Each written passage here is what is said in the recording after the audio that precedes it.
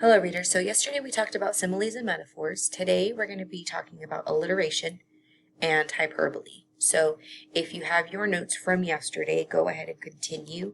Maybe you can make hyperbole and alliteration the next two. Hyperbole is an extreme exaggeration.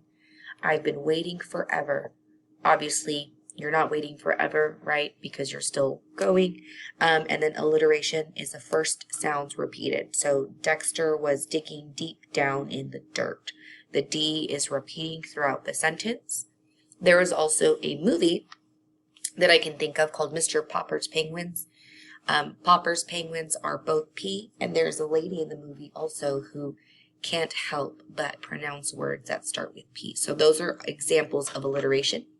If you want to pause your video here so you can finish writing those notes, and then we'll get into our slides.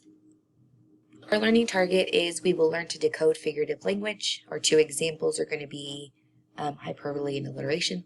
We will use our mentor text to analyze and decode figurative language. We can analyze, decode, and understand the meaning of figurative language in a text. So alliteration and hyperbole. Like I said, we talked about similes and metaphors. Today we're going to continue.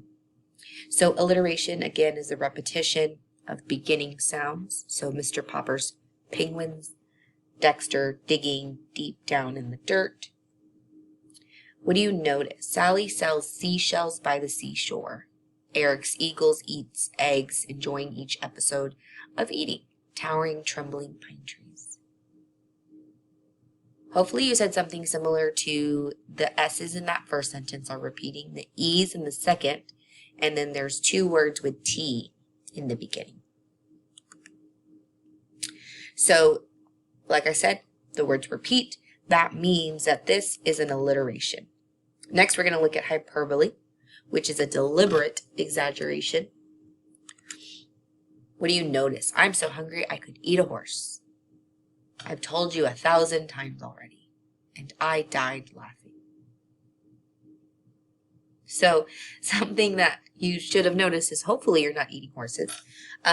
Telling someone something 1,000 times, maybe it's too many for you to count, but I'm sure it's probably not 1,000. And then you don't die laughing, right? It leaves you unable to talk or speak maybe for a little while, but it's so funny. So hopefully you knew that these statements are hyperboles, which are exaggerations of what actually happened. You're not so hungry you're going to eat a whole horse. We use it to describe how we feel, right? Just to kind of give someone an idea of how hungry you are or how funny something is. So on Monday, we read The Little Red Hen just to kind of get an intro. I want you to stop, read this passage, and see what hyperboles or alliterations can you find. So something I noticed right away right here was this pickety-peckety. It's a repeating of the P, which tells me that's an alliteration. What other things did you notice? That first sentence, a little red hen lived in a backyard. She spent almost all of her time walking about the barnyard in her pickety-peckety fashion. Do you think that this is literally all of the hen's doing? Maybe that can be an example of a hyperbole. She dearly loved fat, delicious worms and felt they were absolutely necessary to the health of her children. Again, that sounds like another hyperbole that could be used, right? Health for little chicks is not worms, right? They're being exaggerate. They're exaggerating that idea. I'm going to give you guys another second to maybe notice a couple others. I want you to write one down and see what hyperbole or alliteration you find and bring it to class so you can share. So remember, readers, that we use alliteration and hyperbole to bring attention to specific parts of our writing. So this is a part of figurative language.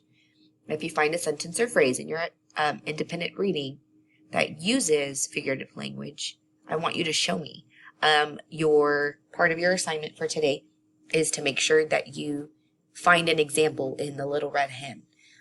For my class, I want you to comment under the video in Schoology or submit it as an assignment and comment one hyperbole or alliteration that you found in that story. I will also post this Kahoot so that you can practice your strategies and thinking. Good luck.